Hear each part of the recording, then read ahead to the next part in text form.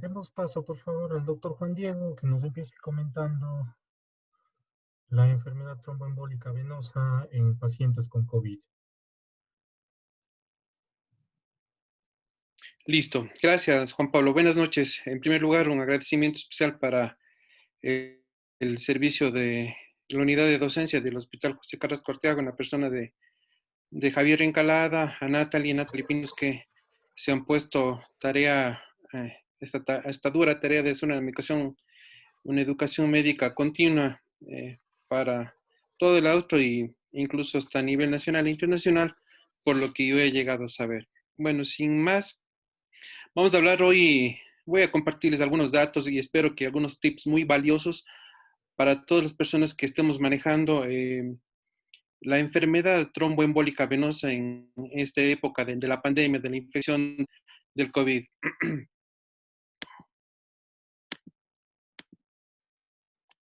Para los que no me conocen, mi nombre es Juan Diego López Pesante, soy médico del Hospital José Carrasco Arteaga y pertenezco a la unidad de cirugía vascular eh, de nuestro prestigioso hospital. Y pues lo que vamos a platicar el día de hoy es más que nada de algo que se ha hablado mucho, que es la enfermedad tromboembólica venosa, pero de lo cual no hay tanta evidencia científica como uno quisiera o pudiese tener a la mano. Entonces, la idea de hoy es no cansarles tanto con mucha plática científica, sino más bien darle puntos importantes para que podamos aplicar dentro de nuestra actividad diaria, para aquellos que manejan pacientes con la enfermedad de COVID y pacientes que presenten un cuadro de una venosa profunda. ¿Qué es lo que conocemos hoy en día acerca de la infección por el virus del COVID-19 en nuestro organismo? Entendemos que el virus genera un proceso inflamatorio en nuestro organismo, que esto desata una tormenta de citocinas que provoca liberación del factor tisular y a su vez generación tanto de trombina como de fibrina. Eso es un intento de nuestro organismo por tratar de recubrir al virus y evitar que éste se propague y se replique. Es de la forma de defensa que tiene nuestro organismo ante esta inflamación generada por el virus del COVID-19. Lamentablemente, esto tiene un efecto terrible, complicado para nuestro organismo, que es la generación de trombosis. Trombosis que se da en algunos sitios de nuestro cuerpo, de la economía de nuestro cuerpo. La activación de la trombina, de la cual hablé hace un momento, genera por sí ya un estado de hipercoagulabilidad. Por eso es que nosotros medimos con el dímero D esta acción que se genera en nuestro cuerpo. Mientras más elevados estén los niveles de dímero D, nosotros entenderemos que el paciente se encuentra ya en un estado de tendencia a la trombosis o de hipercoagulabilidad. La trombosis, como bien es sabido, se puede dar en cualquier parte de nuestro cuerpo. Puede darse una trombosis venosa profunda, un accidente cerebrovascular, una tromboembolia pulmonar, una trombosis arterial que también está descrito y lamentablemente de consecuencias muy nefastas a los pacientes que la mayoría terminan en amputaciones mayores, que es lo que uno desearía evitar. Adicionalmente, se dan microtrombosis a nivel del pulmón. La enfermedad, la infección por el COVID está generando un tipo de lesión a nivel del pulmón segmentaria y periférica, diferente a lo que uno conoce dentro de la trombosis venosa profunda, cómo se presenta fisiopatológicamente. Hoy en día, la infección por el COVID está generando un reto para todos los médicos que se encuentran investigando y enfrentándose a esta enfermedad, porque es prácticamente desconocida y día con día presenta nuevas causas, nuevas formas, nuevos modos de presentación que confunden a quienes se enfrentan a este tipo de enfermedad. Hay microtrombosis a nivel de pulmón, la hemolisis en nuestro cuerpo como un mecanismo de defensa para tratar de evitar el tema de la hipercoagulabilidad. Y esto puede generar que la persona desarrolle la coagulación intravascular diseminada, porque se puede presentar en forma de trombosis o de sangrado, dependiendo qué tipo de consumo de factores de coagulación o plaquetas se presente. Y esto se evidencia en los exámenes de laboratorio que nosotros medimos día con día, que es el tiempo de protrombina, el tiempo parcial de tromboplastina o el recuento de plaquetas. Hablando un poquito acerca de lo que es la trombosis, un poco para hacer historia, Rudolf Virchow hace más de 100 años ya describió lo que es la tríada de Virchow, que es tan bien conocida por todos nosotros, que se genera tanto por el éstasis, la lesión de los vasos y el estado de hipercoagulabilidad. Y a este estado de hipercoagulabilidad yo agregara un poco más, que es el proceso o el estado tromboinflamatorio que se genera en nuestro cuerpo. Vamos a desmenuzar un poquito brevemente cada uno de estos. ¿Qué sucede con el éstasis venoso? Lamentablemente, la infección por COVID-19 genera un estado de decaimiento en nuestros pacientes, una astenia marcada en el paciente que hace que tenga poca movilidad. Y esta poca movilidad es lo que entorpece o enlentece nuestra circulación. Pacientes que se encuentran hospitalizados ya de por sí están encamados y hay una disminución importante de la movilidad. Y otro factor importante a conocer, que es el gran porcentaje de pacientes con la parte grave del COVID, se encuentran en unidades de cuidados intensivos donde prácticamente hay cero movilidad. Habría que tener en cuenta que más del 40% de los pacientes que ingresan a cuidados intensivos están con alta probabilidad de desarrollar una enfermedad tromboembólica venosa en cualquiera de los sitios conocidos. Hablando un poco del tema de lo que es la lesión, la hipercoagulabilidad y la tromboinflamación de lo que comenté hace un momento, esto se genera un riesgo elevado de trombosis seria por si la infección del COVID a generar un estado de hipercoagulabilidad en nuestro organismo y por la tormenta de citocinas ya he descrita hace un momento que es lo que sucede en nuestro organismo como mecanismo de defensa, genera al final un síndrome de respuesta inflamatoria sistémica en nuestro organismo. Está bien conocido que la inflamación en el pulmón puede generar una alteración en el intercambio gaseoso y esto genera después una fibrosis pulmonar y se valora también con el examen del dímero D.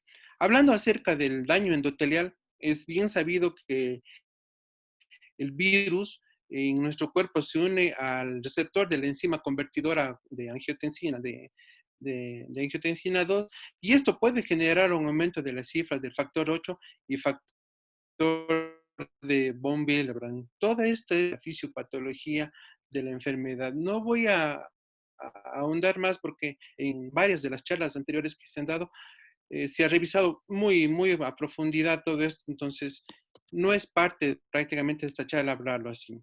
Lo que me interesa compartirles en esta noche es hablar en primer lugar de algunos elementos de la enfermedad tromboembólica venosa, tanto de los pacientes que están como en fase de profilaxis, es decir, antes de ingresar al hospital, al ingresar al hospital y cuando se van con el alta a su domicilio. Vamos a ir revisando uno por uno cada una de estas fases.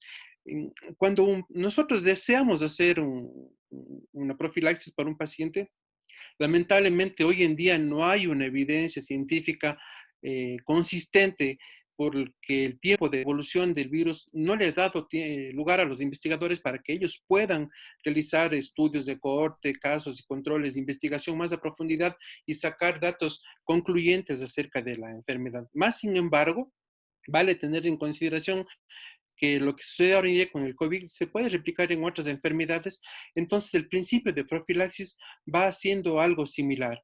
Es bien reconocido y tiene que ser entendido que todo paciente con la infección del virus, del coronavirus, hospitalizado, tiene que recibir profilaxis trombótica. Es convertido ya en una herramienta dentro del arsenal terapéutico de los pacientes que se presentan la enfermedad del COVID y que tiene que ser administrado en conjunto con todo el armamento, el arsenal terapéutico que se está utilizando hoy en día para tratar este tipo de pacientes. ¿Y cómo hacemos nosotros el profilaxis antitrombótico en un paciente hospitalizado? Pues vamos a hablar de las heparinas de bajo peso molecular. Las heparinas de bajo peso molecular y concretamente un poco más hablando de lo que tenemos en nuestro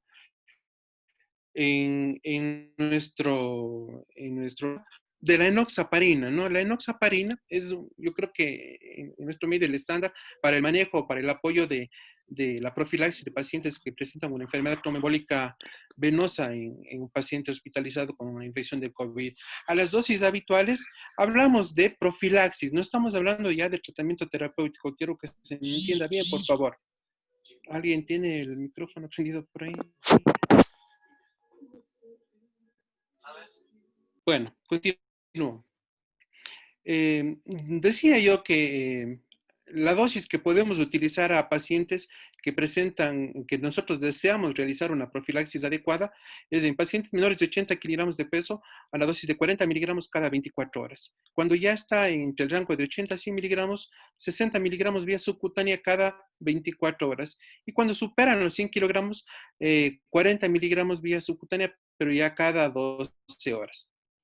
Siempre se va a tener que hacer un ajuste a la se tiene una alteración de la funcionalidad. Cuando el clearance de creatinina está menor de 30, en pacientes de menos de 80 kilogramos, la dosis será de 20 miligramos vía subcutánea cada 24 horas, y en pacientes mayores de 80 kilogramos, la dosis será de 40 miligramos cada 24 horas.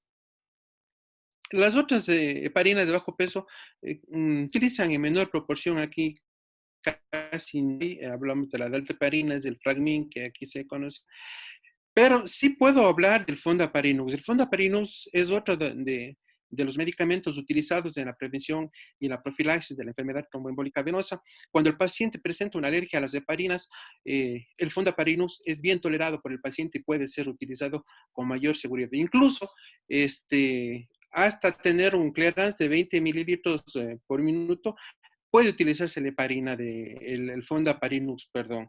Ya con clearance de creatinina de menos de 20 mililitros por minuto, ya está contraindicado no solo el Fondaparinux, sino cualquier tipo de heparinas. Continuamos. En relación a las heparinas de bajo peso molecular, los anticoagulantes orales directos o ACOT2, conocido por sus siglas en español, no parecen tener ninguna ventaja en lo que se refiere a la profilaxis. Además, que es bien conocido que son de un costo un poquito elevado y no al alcance de toda la población.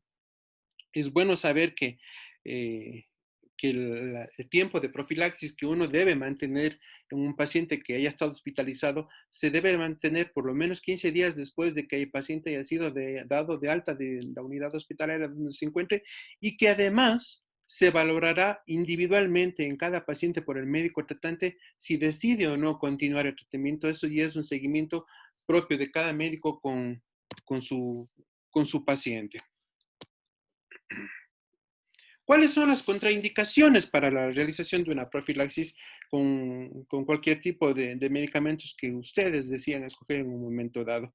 Uno, pues que el sangrado, que el paciente presente un sangrado activo. Obviamente por razones naturales no se debería utilizar la tromboprofilaxis de por sí. Cuando hay una trombocitopenia, una disminución de la tasa de plaquetas menores a 30.000 en el conteo que se realiza.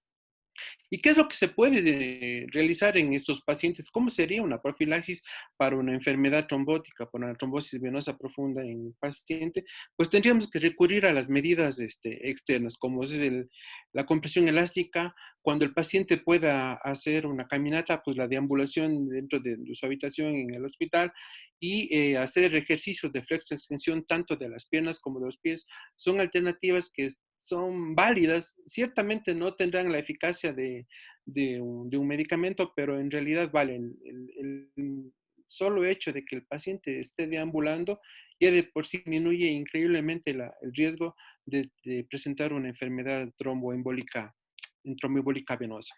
Esto para los pacientes que tengan una infección del COVID-19 y que no tengan un factor de riesgo asociado para una trombosis. Pero cuando el paciente está infectado con el COVID y sí tiene factores de riesgo, entonces tenemos que realizar otro tipo de revisión, hacer otro tipo de seguimiento.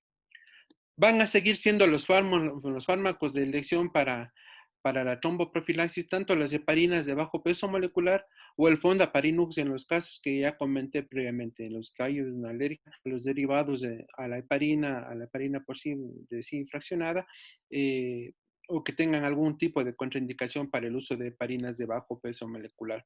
Nuevamente, los anticoagulantes orales de acción directa no ofrecen ninguna ventaja en relación a la profilaxis comparado con las heparinas de bajo peso molecular. Nos preguntamos cuáles son los factores de riesgo que un paciente podría tener para que nosotros realicemos una tromboprofilaxis en un paciente que se encuentra hospitalizado con una infección del COVID-19. Vamos a revisarlas. Tanto en los antecedentes del paciente como en las formas clínicas de presentación del COVID-19, siempre vale la pena que nosotros actuemos en una forma de prevención utilizando una tromboprofilaxis. Cuando el paciente haya tenido un antecedente previo de haber tenido una enfermedad tromboembólica venosa en las extremidades inferiores o superiores, nosotros deberíamos realizar ya una tromboprofilaxis. Cuando hay trombofilia, cuando la paciente haya estado utilizando terapia de sustitución hormonal o anticonceptivos, deberíamos proceder con una profilaxis. En los casos de embarazo, cáncer activo o de cirugía mediana o mayor, se debe hacer tromboprofilaxis. Incluso antes de que suceda la época de la pandemia que actualmente estamos atravesando hoy en día, estos son los casos en los cuales uno ya sabe que tiene que realizar una tromboprofilaxis. Perdón. ¿Cuáles son las formas clínicas del COVID-19 en las cuales uno debe actuar realizando tromboprofilaxis? Pues un paciente que se encuentra en una unidad de cuidados intensivos necesita mantenerse con anticoagulación. En casos que hay una linfopenia, en donde la ferritina esté elevado a más de 1000 nanogramos por mililitro, cuando la proteína C reactiva esté mayor a 150 miligramos por litro y cuando las interleucinas 6 estén elevadas más de 40 picogramos por mililitro, nosotros deberíamos proceder hacer una tromboprofilaxis. Estos son los factores de riesgo que nosotros debemos evaluar día con día por el paciente.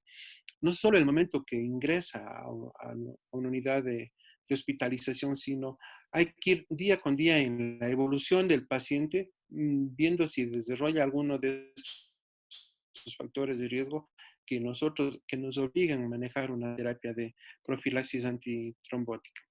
¿Y cuál es la dosis que se debería manejar ya?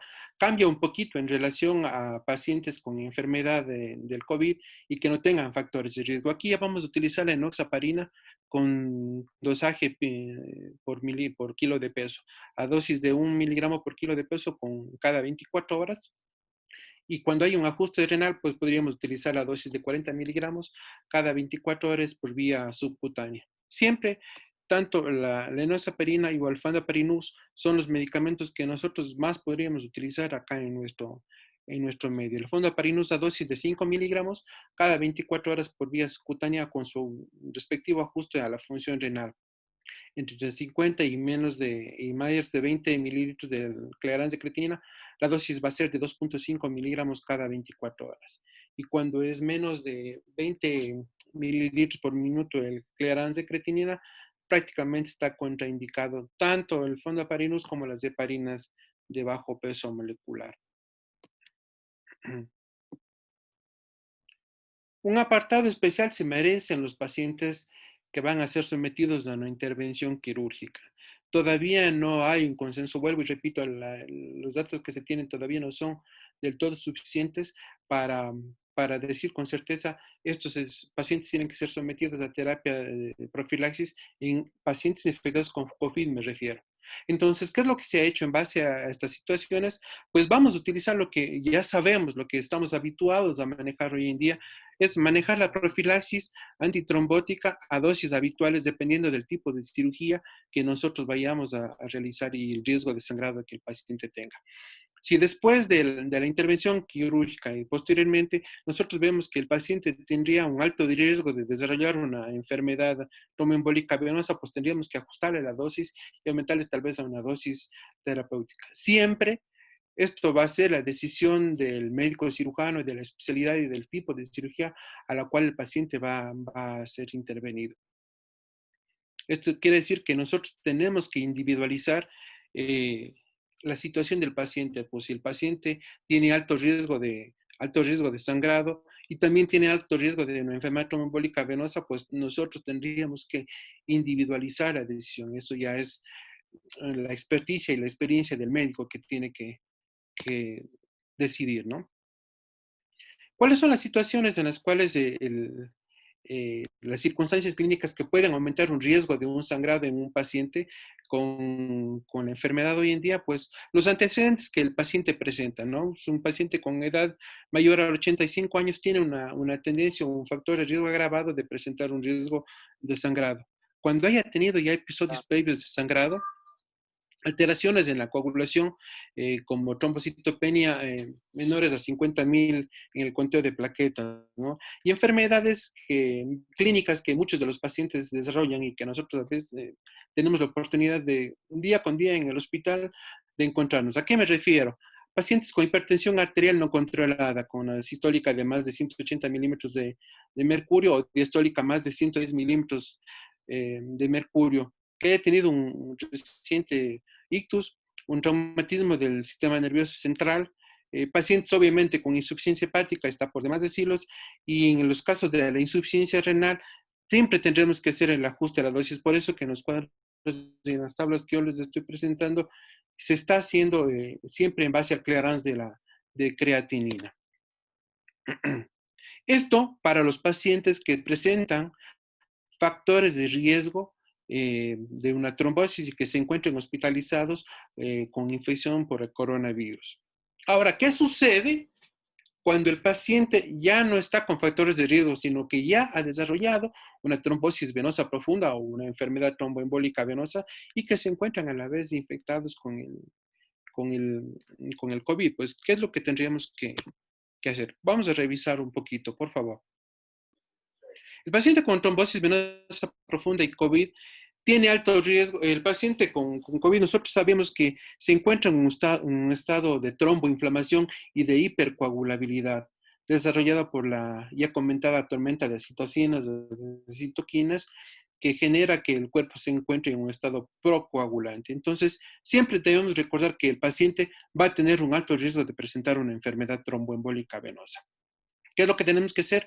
El tratamiento con heparina de bajo peso molecular a dosis terapéuticas. Vamos a detenernos un poquito aquí a revisar el cuadro, que es muy importante. Me gustaría que prestemos un poco de atención, sobre todo en el tratamiento para estos pacientes ya. Vamos a utilizar la enoxaparina. Sí, siempre me refiero a la enoxaparina porque es el que más solemos manejar en nuestro medio, a dosis de 1 miligramo por kilogramo de peso, pero vía subcutánea ya cada 12 horas.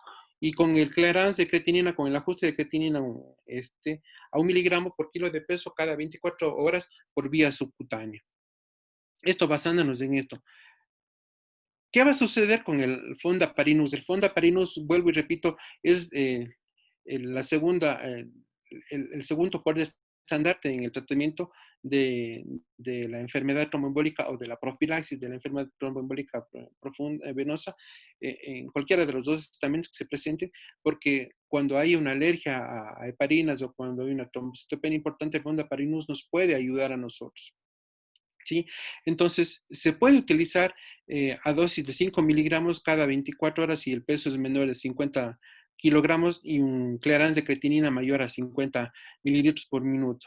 Y podemos aumentar a 7,5 y a 10 miligramos si el paciente aumenta entre 50 a 100 y más de 100 kilos de peso, siempre con clearance de creatinina mayor a 50 mililitros por minuto.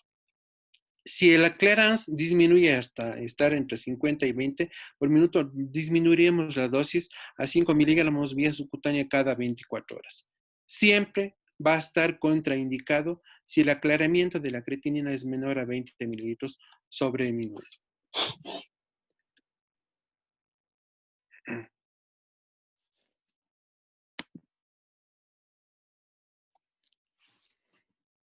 En los pacientes que se encuentran hospitalizados, no es recomendable el uso de los anticoagulantes orales directos o de los antagonistas de la vitamina K, como la warfarina, ¿no? Está no contraindicado, pero sí sería más prudente el uso de las heparinas de bajo peso molecular como primera línea de elección frente al tratamiento de la trombosis venosa profunda.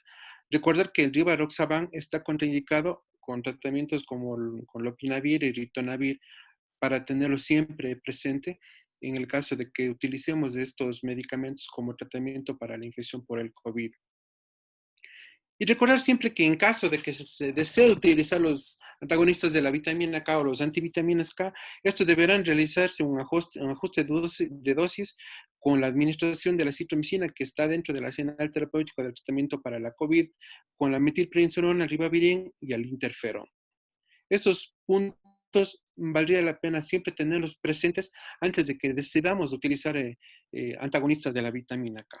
Eso en lo que se refiere a pacientes que presentan a trombosis venosa profunda y que están hospitalizados por una infección del COVID-19.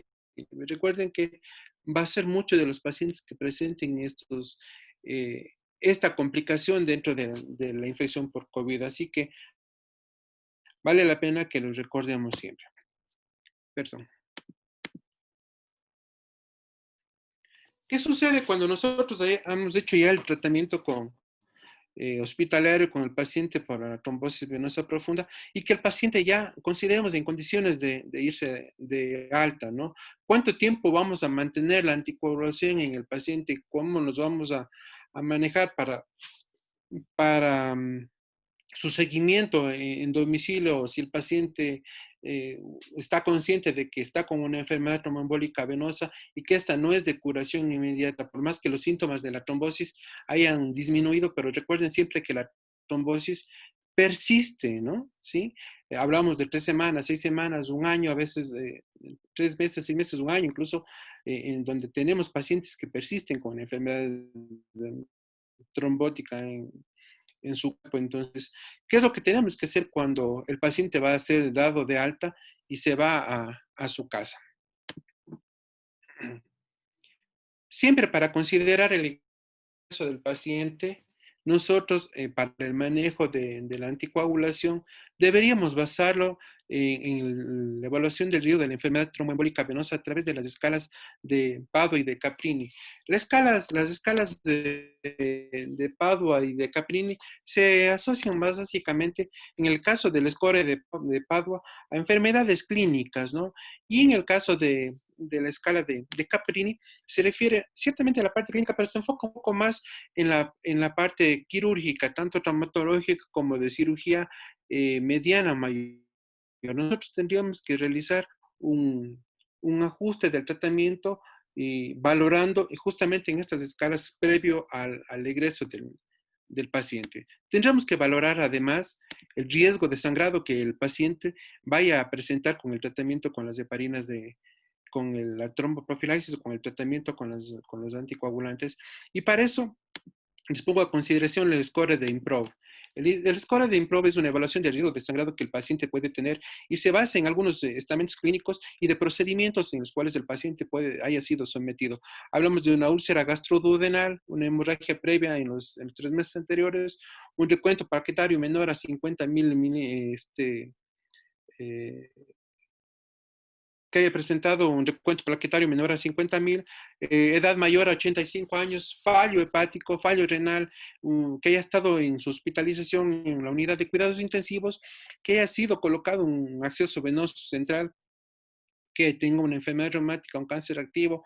En la edad de 40 a 84 años tiene un score diferente y el varón. Y la falla renal en los casos de riesgo de hemorragia, nosotros tendríamos que considerar cuando hay un valor mayor a 7, el paciente siempre va a tener un riesgo mayor de tener un sangrado. Entonces, eso nos obliga a nosotros a tener un poco más de precaución en lo que se refiere al uso de la anticoagulación y hacer el seguimiento respectivo con las diferentes formas que ustedes vayan a aplicar para los pacientes para hacer el seguimiento domiciliario.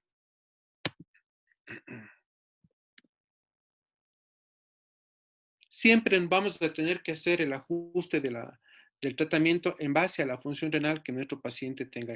Vuelvo y repito, en los cuadros anteriores, en todos, he indicado cuáles son las dosis que se deben llevar a cabo en un paciente que tenga la función renal alterada para el ajuste de nuestra dosis de la heparina de bajo peso molecular o del fondaparinus, lo que se desee utilizar. Según el perfil clínico del paciente durante la hospitalización y las interacciones medicamentosas que el paciente haya presentado, que valorar junto al historial médico del paciente la tromboprofilaxis con las heparinas de bajo peso molecular. Y recordar siempre que, aparte de la medicación, las medidas complementarias, los cuidados generales que el paciente vaya a tener en casa, siempre van a ser los adecuados. Vamos a hablar un momento más de esto. Vuelvo y repito que siempre después de que el paciente haya presentado un factor de riesgo para una enfermedad tromboembólica venosa, considerar el tratamiento por lo menos 15 días después de que el paciente haya sido dado de alta.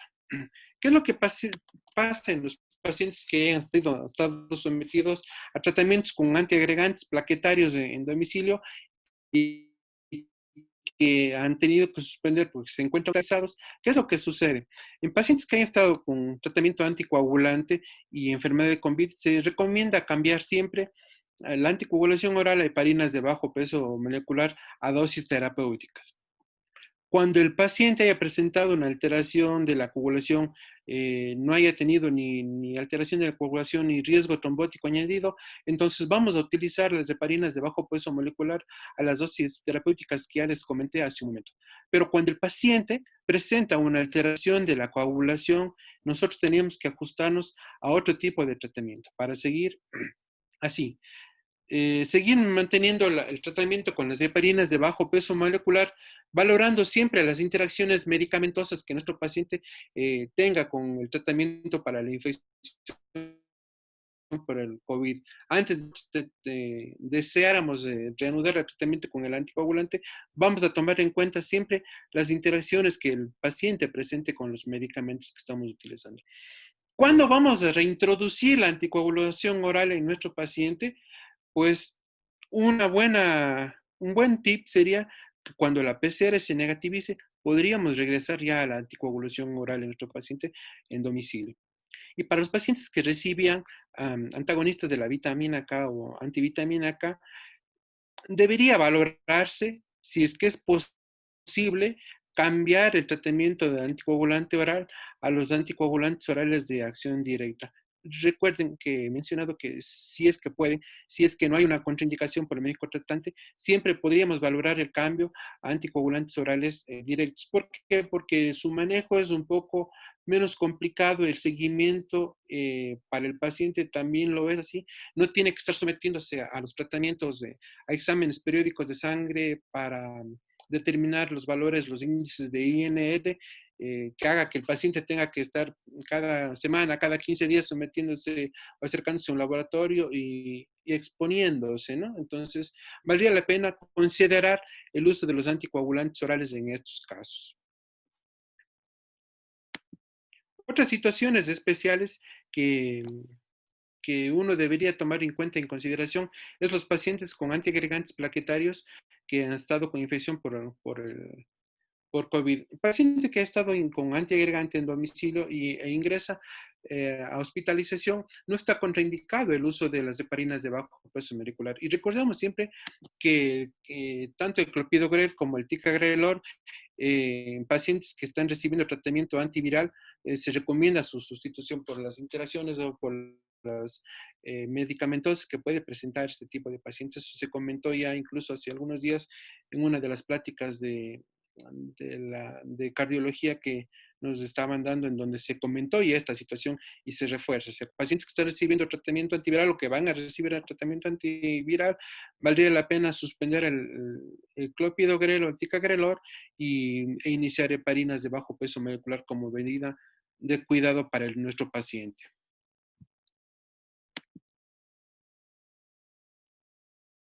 Hablemos de unas situaciones especiales que se suceden en nuestros pacientes. Por ejemplo, pacientes embarazadas que presentan infección por el COVID-19, en quienes nosotros hemos iniciado la tromboprofilaxis, siempre va a ser necesario que nosotros individualicemos el caso en nuestras pacientes, en estos pacientes, y que se tome en cuenta su consideración el tiempo tiempo de duración del tratamiento profiláctico hasta que se negativicen los test para la infección por el coronavirus, o que nosotros individualicemos la situación en la cual la paciente se encuentra en ese momento para determinar si es que se suspende o se mantiene con la tromboprofilaxis. Y otra situación especial que nosotros debemos tomar en consideración y que está muy latente en nuestro hospital, pues son los pacientes que presentan un cáncer reactivo, ¿no? Que se encuentran bajo tratamiento. Esto tiene que ser manejado en conjunto con el servicio de oncología y determinar el riesgo que el paciente presente de tener una enfermedad tromboembólica venosa asociada a la infección por el COVID-19 y decidir en conjunto cuál será la mejor profilaxis para el paciente determinado en base al riesgo de sangrado que él mismo puede presentar.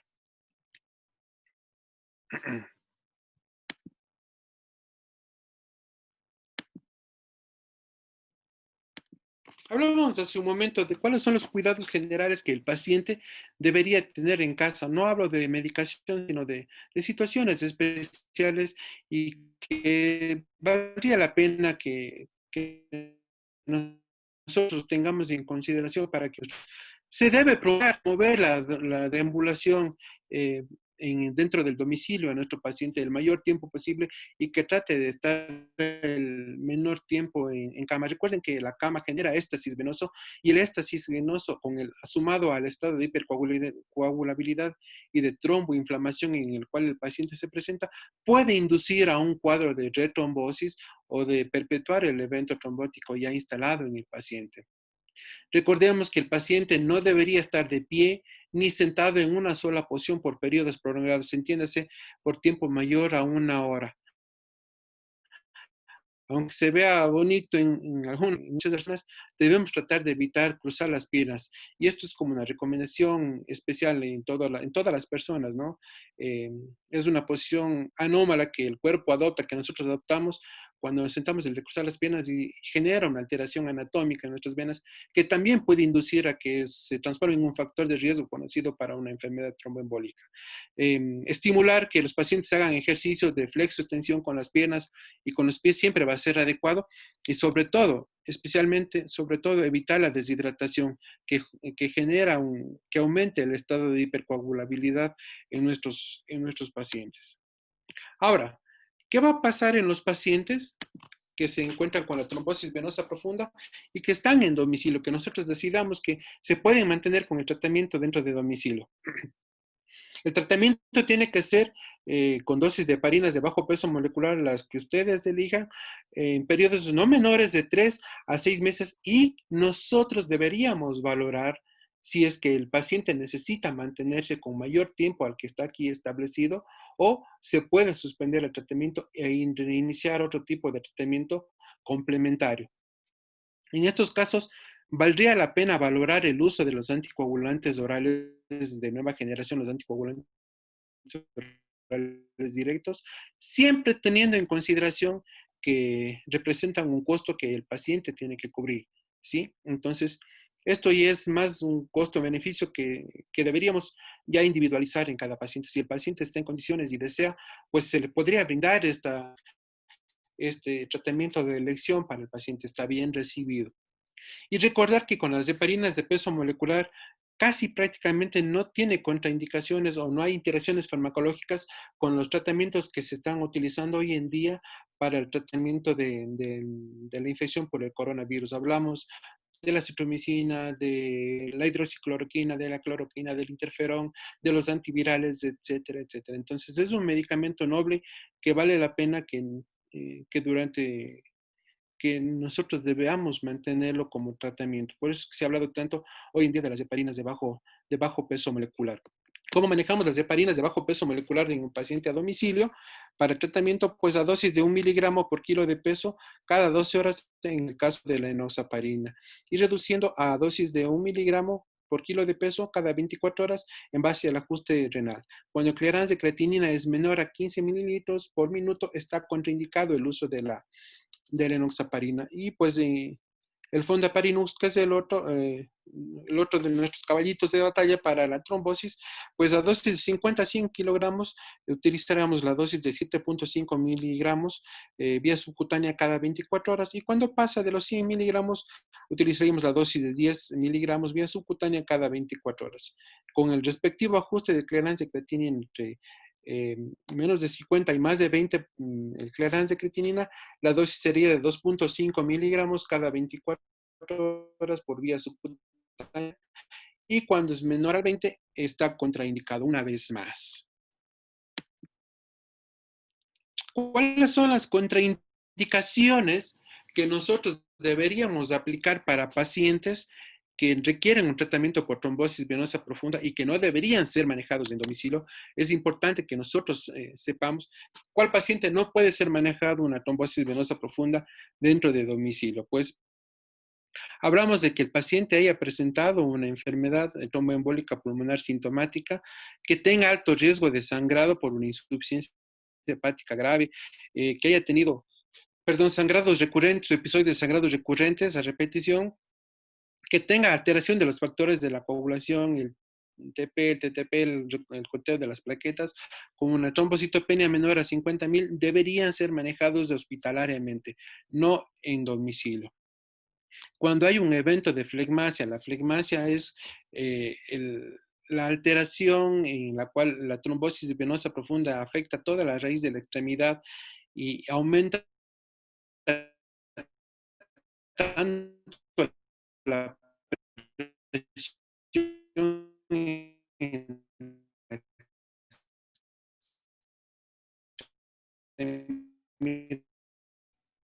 la extremidad, Juan Diego, no escucha. tiene que ser manejado o cuando hay una trombosis venosa profunda próxima y de valdría la pena que sea manejado dentro del hospital. Y otras consideraciones clínicas que obligan a que nosotros tratemos la trombosis venosa profunda ya no en domicilio, sino a nivel hospitalario, es que el paciente presente un dolor severo de la extremidad cuando el edema sea grande y ocupe toda la raíz de la extremidad. Tiene que ser manejado hospitalariamente y obligar a que el paciente mantenga un reposo absoluto. Cuando el paciente presenta una obesidad porque está ligado a de parientes de bajo peso molecular, o cuando haya una falla renal grave, el paciente tiene que ser manejada su trombosis hospitalariamente, tiene que estar a cargo del médico que debe seguir día con día su evolución y el manejo adecuado.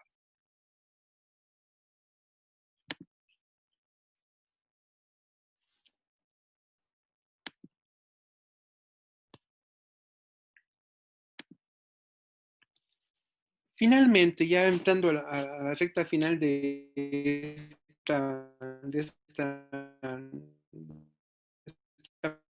plática, la ecografía Doppler es el gold estándar dentro del diagnóstico de la enfermedad trombótica venosa hoy en día, ¿no? Es un estudio que tiene un bajo costo, que es prácticamente inocuo y se puede repetir las veces que quiera. Pero yo me quiero detener un poquito en esto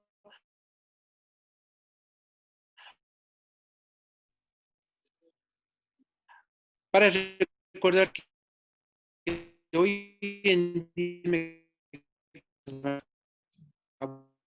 que el COVID es una enfermedad de alta influencia, sería empezar a pedir imposible que sería innecesario. ¿Por qué? Porque se puede hacer el diagnóstico en base a la clínica, ¿sí? Nosotros quienes vemos casos de trombosis venosa, tendremos que basarnos en la clínica de nuestro paciente, en su edema, en su capacidad, cómo se desarrolló, desde hace qué tiempo, cuáles son los factores que rodearon la presentación de una enfermedad tromboembólica en el paciente. Todo este contexto nosotros deberíamos analizar y llegar a un diagnóstico eficaz de una trombosis sin la necesidad de hacer una ecografía o hacerlas de repetición, que es aún peor, ¿no? Una evaluación del dímero D, que aunque sabemos que es inespecífico, pero hoy en día se está utilizando bastante y también nos puede que junto con la clínica ayudarnos a realizar, a confirmar el diagnóstico de una trombosis venosa profunda. En estos casos, hoy en día sabemos que la mayor parte de los pacientes las escalas de predicción no son tan útiles porque si el paciente se encuentra en estado tromboinflamatorio y de hipercoagulabilidad, que hace que prácticamente todas las escalas nos vayan a salir positivos. Entonces, en casos así documentados, no son tan útiles por sí. Otros casos que ya vamos a ver a continuación, sí nos ayudan y mucho. Entonces, ¿cuándo nosotros debemos solicitar que el paciente tenga que ser sometido a una ecografía Doppler cuando esté infectado con el COVID-19? ¿Sí? Se refiere a estamentos clínicos, básicamente, en los cuales nuestros pacientes se encuentran sometidos intrahospitalariamente. Hablamos de un paciente que esté encamado por más de 3 días, que presente en forma súbita un edema de alguno de las extremidades inferiores, unilateral, que presente el paciente como una infección establecida de COVID, pero está controlada y que haya de pronto una hipoxemia desproporcionada que uno no puede categorizar de dónde está sucediendo, pues son casos en los cuales nosotros deberíamos solicitar una ecografía. Y cuando hay una disfunción ventricular derecha de causa no explicable, también son casos en los cuales estrictamente nosotros tendríamos que solicitar una ecografía venosa de los miembros inferiores buscando el origen, una enfermedad tromboembólica venosa. Hablando acerca del dímero D, para casos con los cuales nosotros deberíamos solicitar la ayuda del servicio de imagenología, hay sí un score de Wells, que es un score clínico que nosotros sometemos a los pacientes, es un pretest que nosotros solemos realizar a los pacientes para determinar el riesgo de que presente una enfermedad trombótica venosa. Cuando este score es mayor a 2 y hay un riesgo elevado de sangrado antes de iniciar un tratamiento anticoagulante, nosotros tendríamos que sugerir que se realice una ecografía Doppler del paciente. Y la valoración del dímero D, que en estos casos, en cambio, sí nos ayuda bastante, ¿sí? ¿A qué me refiero con esto? Un paciente con infección por COVID-19, que el paciente esté controlado, que esté estable y que hay súbitamente un incremento de los valores del dímero D de ninguna causa explicada porque la infección se encuentra controlada, quiere decir que se puede estar desarrollando un proceso trombótico en el paciente que nos obligue a pensar que tenga que realizarse una ecografía. Cuando el paciente estaba estable y que de pronto presenta un empeoramiento súbito, pero sin que esté en relación con su infección inicial, nos obliga a pensar que el paciente necesita una ecografía buscando una enfermedad trombótica añadida o que esté desarrollándose o que esté en curso. Entonces, en esos casos, nosotros vamos a realizar un ecodoppler bilateral para descartar o confirmar la presencia de una enfermedad trombótica venosa, una trombosis venosa profunda. Cuando el incremento del dímero D es significativo, entre 2.000 a 4.000 microgramos o más, y hay un deterioro clínico del paciente con una hipoxemia, una taquicardia, una hipotensión súbita que se presenta al paciente, tendremos que realizar una ecografía. Estos son los casos en los cuales nosotros deberíamos solicitar una ecografía. Vuelvo y repito, debido a la alta contagiosidad, no es adecuado pedir ecografías seriadas. Además que no aporta un valor dentro del tratamiento o pronóstico del paciente, no nos ayuda para nada. Entonces, tenemos que ser muy consecuentes al momento de pedir y tener estrictamente las guías en las cuales nosotros vamos a solicitar una ecografía. En conclusión, ¿qué vamos a pedir al paciente? ¿Cuándo vamos a pedir una ecografía al paciente? Para descartar una trombosis venosa profunda en un paciente con alta sospecha clínica de trombosis y cuando tenga un alto riesgo de sangrado el paciente y que tengamos que ir a un tratamiento anticoagulante o cuando hay un incremento brusco e inesperado de los niveles de dímero D. En esas dos situaciones nosotros creo que deberíamos confluir para solicitar una ecografía. Ahora, ¿qué es lo que va a suceder hoy en día con nuestros pacientes? ¿Cómo vamos a hacer el seguimiento? Hoy en día yo creo que la telemedicina como tal debería ser una herramienta para el seguimiento de nuestros pacientes en el domicilio. Recordemos que estamos enfrentándonos a una enfermedad que día con día cambia la presentación de las cuales nosotros estamos acostumbrados a ver en eventos tromboembólico de los miembros inferiores o de cualquier parte del cuerpo. Entonces, el paciente cuando se va a la casa no quiere decir que nosotros lo debemos abandonar. Debemos hacer el seguimiento respectivo de ese paciente porque pueden haber trombosis sobreañadidas o recurrentes y que se puedan presentar en domicilio. Y ahí es cuando el paciente está desorientado y si no recibe las pautas adecuadas que tiene que ser dada por nosotros, por los médicos que estamos a su cargo, el paciente no va a saber qué hacer. Entonces va a entrar en una crisis de desesperación, la familia se va a ser sometida a un alto estrés, una alta presión que va a obligar a que no actúen de la forma correcta. Por eso es que el seguimiento de nuestros pacientes tiene que ser el adecuado y el preciso. Y hoy en día yo creo que esta herramienta formidable que es la telemedicina nos va a ayudar mucho para el manejo de estos casos. No siendo más, esa es la presentación que les quería traer el día de hoy, esperando que todo esto que nos está sucediendo, que nos haga reflexionar acerca de cómo estamos tratando nuestra casa, nuestro hogar, nuestro planeta, cómo lo estamos llevando a cabo y que tratemos de cambiar el chip, de mejorar de bien adelante para que nuestra casa esté limpia y para que sea un lugar adecuado, agradable para vivir. Recuerden que es nuestra casa y de aquí no tenemos otro sitio a donde irnos. Sin más, les agradezco por su atención y si tienen algunas preguntas, pues encantado a las órdenes para responderlas. Gracias a ustedes.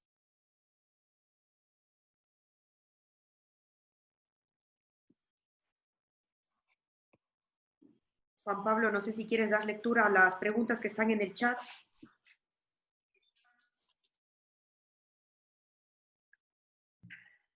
Doctor Juan Diego, muchas gracias por su intervención. Tenemos algunas preguntas, una de ellas viene desde el Perú. La pregunta es acerca de los pacientes que usan cardioaspirina. ¿Recomienda usted la toma de ese medicamento para prevenir las trombosis en pacientes COVID? A ver, como comentaba hace un momento, no hay una evidencia científica hoy en día que pueda decir por consenso que sí, que tomando la cardioaspirina el paciente va a estar protegido. Más sin embargo, sabemos que hoy en día muchos pacientes están recibiendo antiagregación plaquetaria y está descrito como coadyuvante o como protector, más no como una prevención. Se podría decir que se puede recomendar que el paciente siga tomando, si estuvo tomando la cardioaspirina como tal. Bien, muchas gracias. Tenemos otra pregunta. Nos dicen, ¿qué heparina sería de menor riesgo de sangrado? ¿La heparina sódica, la molécula completa, o las heparinas de bajo peso molecular? A ver, para el manejo de una heparina no fraccionada de la cual estamos hablando, el paciente debería estar hospitalizado. El manejo de la heparina no fraccionada es muy seguro y nos brinda la ventaja de que su tiempo de acción, su tiempo de vida es corto y se las puede revertir rápidamente en el caso de que el paciente pudiera ser sometido a un procedimiento, no sé, una colocación de un tubo, un catéter venoso central, un procedimiento menor, una cirugía, nos da la oportunidad de manejarlo, ¿no? La heparina de bajo peso molecular necesita un tiempo más de que el paciente pueda ser sometido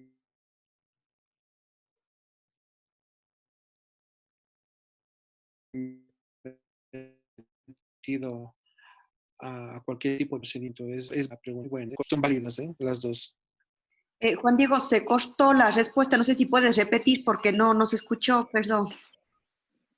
Perdón, comentaba acerca de la heparina no fraccionada, acerca de la pregunta que me hacían en las cuales yo comentaba que la heparina no fraccionada es un medicamento que debería ser utilizada intrahospitalariamente, ¿no? Las bombas de infusión de la heparina son muy válidas porque el tiempo de duración de la vida media de la heparina no fraccionada es corto y se puede revertir en caso de que el paciente necesitase algún procedimiento inmediato como colocación de un tubo de tórax, un catéter venoso central, cualquier dispositivo en el cual hay un riesgo de sangrado, se puede revertir básicamente. Esto no sucede tanto con las heparinas de bajo peso molecular, que necesitan más tiempo su acción para que se vea metabolizada, ¿no? No sé si se me escuchó. Sí, se escuchó bien, me parece.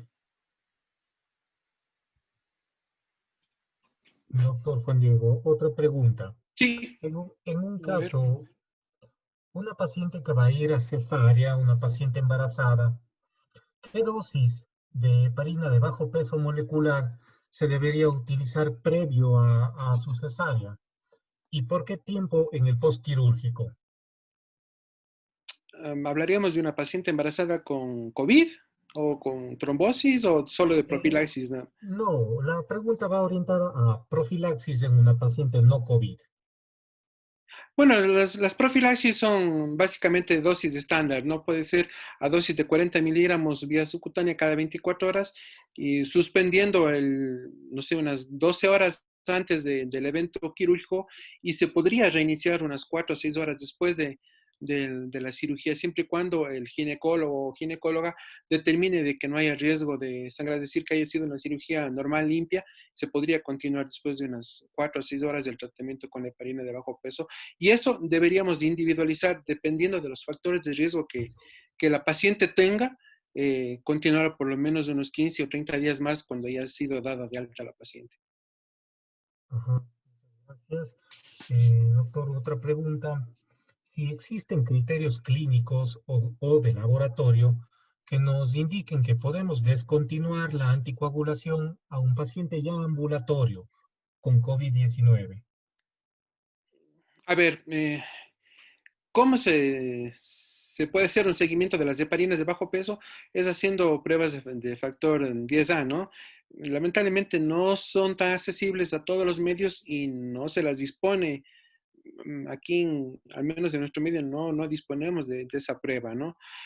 Más que todo tendríamos que someternos al tiempo de metabolización del fármaco para determinar que ya no tenga efecto dentro de nuestro organismo. Ujú. Muchas gracias, doctor. Un nuevo antiplaquetario, una nueva pregunta sobre un antiplaquetario es el uso del clopidogrel en pacientes COVID-19. Ya, el uso del clopidogrel lo comenté en uno de los slides de la presentación. Debería ser sustituido siempre y cuando el paciente vaya a recibir antivirales, no por las interacciones medicamentosas que tiene, debería evitarse su uso. Pero de un trabajo donde ya sabes de los de aseo, de limpieza. Hola, Sí, Juan, estoy aquí. sí. A ver, otra pregunta. Un paciente que tiene una válvula cardíaca y marcapasos que toma warfarina, ¿tiene que seguir tomando el mismo o ser reemplazado? Bueno, esta es una de las situaciones especiales de las cuales yo comentaba dentro del tratamiento. Si no se puede cambiar los antagonistas de la vitamina K, pues debería mantenerse el tratamiento, ¿no? Eh, Se puede sustituir por heparinas de bajo peso molecular, pero sabemos que este paciente tiene que recibir de por vida el tratamiento, ¿no? Entonces, el manejo, el método sería, mientras el paciente se encuentra hospitalizado por la infección del COVID, cambiar los antagonistas de la vitamina K por heparina de bajo peso molecular, tipificando la dosis y mantenerlo hasta su egreso y unos 15 días posteriores en el domicilio, siempre con la vigilancia estrecha de su médico cardiólogo, ¿no? Para que pueda hacer posteriormente el switch a la warfarina, ¿no? Ujú. Doctor, otra pregunta tenemos. ¿Cuál es la probabilidad de que un paciente debute su infección por COVID con una trombosis arterial o venosa, sin ningún otro síntoma previo? A ver, no hay estudios concluyentes para eso, pero sí se ha visto. Hay lamentablemente casos complicados en donde los cuales los pacientes han debutado con un tipo de vasculitis y microtrombosis a nivel de distales, miembros superiores, miembros inferiores, de tipo arterial, arteriolar. ¿No? No hay un porcentaje, no está estandarizado de cuánto hay, pero sí hay casos en los cuales el paciente puede debutar con una trombosis arterial. Lamentablemente tenemos que recordar que estamos en de hipercoagulabilidad del paciente, del organismo, generada por el virus y todo lo que esto produce dentro del organismo. Entonces, no es descabellado pensar que puede debutar con una trombosis. De hecho, en pacientes pediátricos, eso sí está descrito, que ha habido cambios cianóticos a nivel de los pulpejos de los dedos de las extremidades inferiores y moteados como equimosis, donde se ha visto que como síntoma inicial de la infección por COVID se ha presentado esto. Ujú. Gracias. Esta pregunta considero de mucha importancia porque hemos visto casos de niños que han debutado de esta manera. Yo creo que la forma en la que se va a presentar una afección por COVID en pacientes pediátricos, pues es una sorpresa. En el paciente pediátrico no está nada dicho, ¿no? Así es, sí, Pues, pero sí se presenta, sí está determinado, está descrito que hay algunos pacientes pediátricos que lo han presentado, ¿no?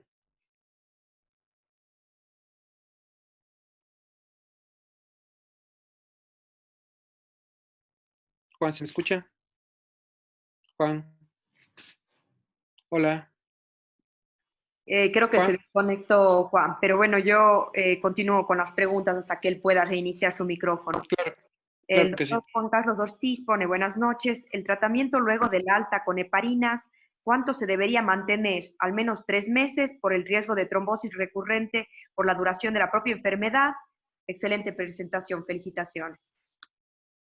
Gracias a Juan Carlos por la felicitación y por la pregunta. A ver, tratando de responder un poquito. Si el paciente presenta una trombosis venosa profunda durante la hospitalización por la infección del COVID, el tratamiento que nosotros debemos mantener va a ser por lo menos de 3 a 6 meses. Y ahí sí, a la final de estos 3 meses o de los 6 meses, determinamos clínicamente y ecográficamente si vale la pena realizar una nueva ecografía, es decir, al inicio de la enfermedad y al final de la enfermedad, realizar una nueva ecografía que junto con la clínica del paciente podríamos determinar si es que necesita continuar con el tratamiento o suspenderlo. Muchas gracias por la respuesta. Como veo que Juan hola. todavía no sé. Sí, ya estoy aquí. Ya, perdón. Tuve un corte con el internet, luego me disculpen. Bueno, tenemos abierta la ventana de preguntas. Si es que alguien más tiene alguna pregunta más, en caso de no ser así, pues le damos el agradecimiento al doctor Juan Diego López por su presentación. Muchas gracias a Muchas los gracias. organizadores de estas charlas y a todos los asistentes. Quisiera ceder la palabra al doctor